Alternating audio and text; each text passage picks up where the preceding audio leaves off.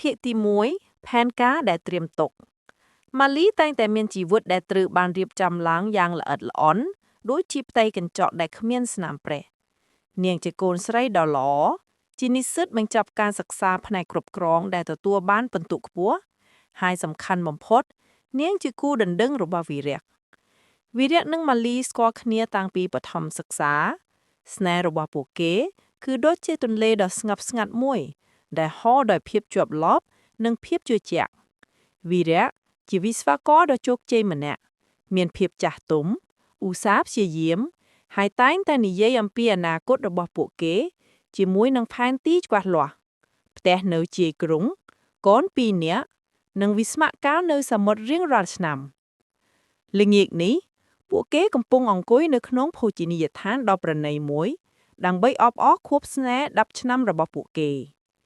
វីរៈបានកាន់ដៃម៉ាលីហើយស្នាមញញឹមដ៏កក់ក្ដៅរបស់គាត់បានលាតត្រដាងម៉ាលីអូនដឹងទេបងពិតជាសំណាងណាស់ដែលមានអូន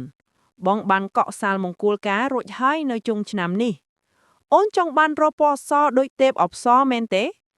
ម៉ាលីញញឹមតបបង្តែក្នុងចិត្តនាងមានអារម្មណ៍ថាដូចជាមានអ្វីមួយកំពុងរឹតបន្តឹងវាមិនមែនជាការភ័យខ្លាចនោះទេប៉ុន្តែជាភាពទំទេរស្អាតដែលនាងមិនអាចពន្យល់បានជីវិតដែលបានរៀបចំទុកនេះហាក់ដូចជាខ្វះខាតនៅអ្វីម្យ៉ាងខ្វះខាតនៅភាពភ្ញាក់ផ្អើលបងវីរៈអូនទុកចិត្តបង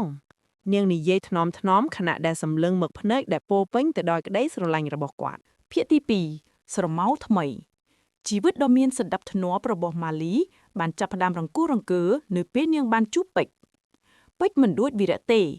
វីរៈជាពន្លឺភ្លើងនៃស្ថិរភាពខណៈពេជ្រជាអណ្ដាតភ្លើងដែលរំដោយសេរី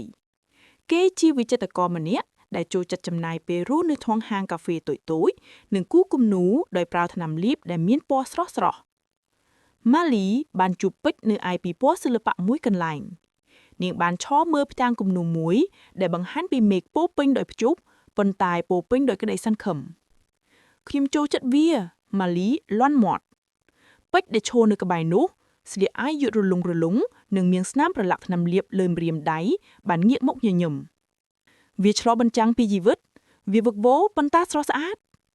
ចាប់ពីពេលនោះមកម៉ាលីត្រូវបានទាញចូលទៅពិភពលោករបស់ពិតដែលពោពេញទៅដោយភាពមិនច្បាស់លាស់ភាពរំភើបនិងការស្វែងរកខ្លួនឯងពេលលើជាមួយវីរៈនាងនិយាយអំពីផែនការសន្សំ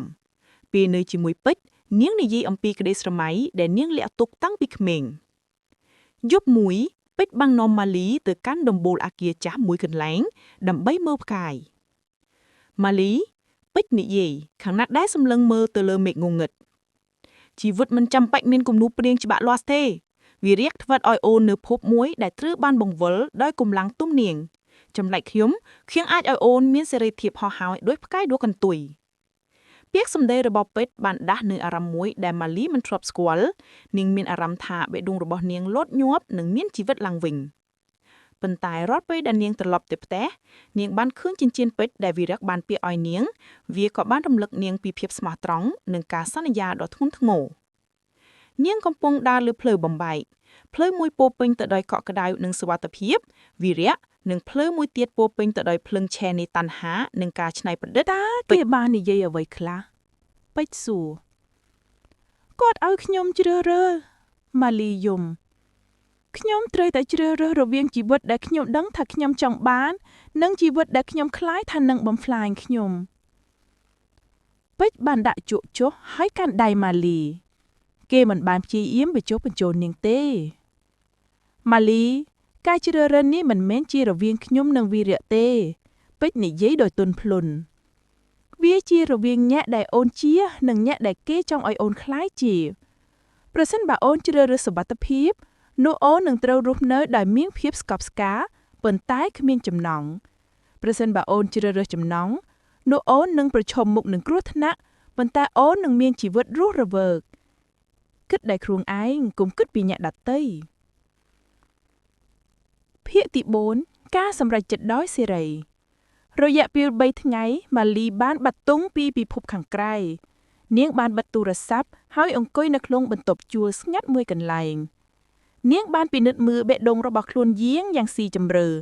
ស្វែងរកសម្លេងដើមរបស់ខ្លួនឯងដែលត្រូវបានលង់លប់ដោយសម្លេងនៃរំពឹងទុកសង្គមនិងការសន្យារាប់ឆ្នាំនាងបានដឹងថាវីរៈជាមនុស្សល្អឥតខ្ចោះក៏ជាអនាគតដ៏រឹងមាំប៉ុន្តែរាល់ពេលដែលនាងស្រមៃពីថ្ងៃរៀបការនាងឃើញតែភាពឯកតោដ៏ស្រស់ស្អាត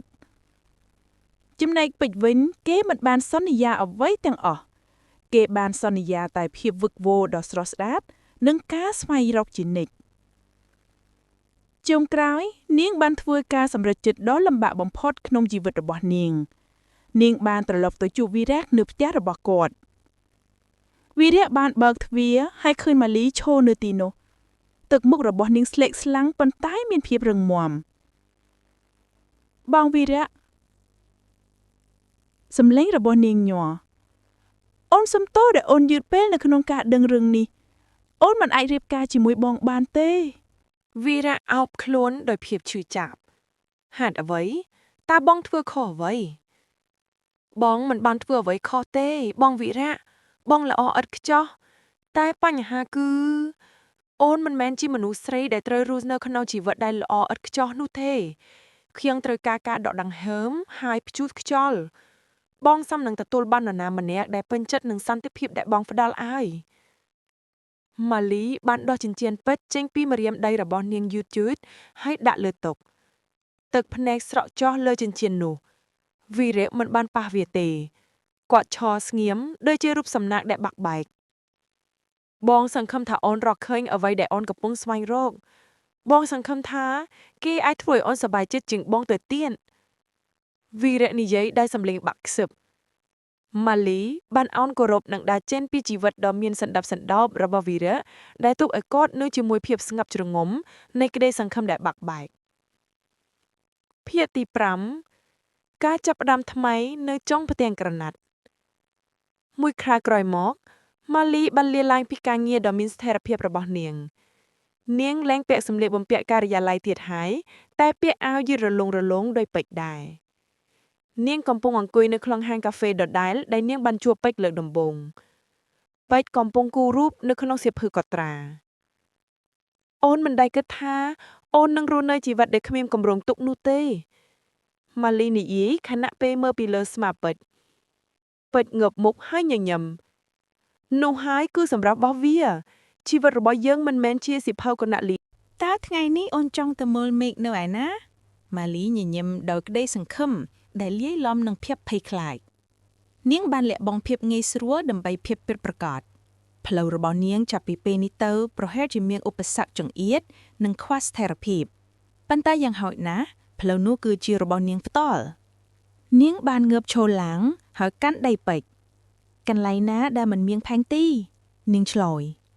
ម៉ាលីបានរកឃើញថាស្នេហាត្រីកោណមិនមែននិយាយអំពីការជ្រើសរើសរវាងមនុស្សពីរនាក់នោះទេប៉ុន្តែជាការជ្រើសរើសរវាងជីវិតពីរផ្សេងគ្នាហើយនៅទីបញ្ចប់នាងបានជ្រើសរើសខ្លួនឯងជាមនុស្សដែលហ៊ានដើរលើផ្លូវថ្មីដោយមានបេះដូងជាអ្នកដឹកនាំដំណើរផ្សងព្រេងរបស់នាងទើបតែចាប់ផ្ដើម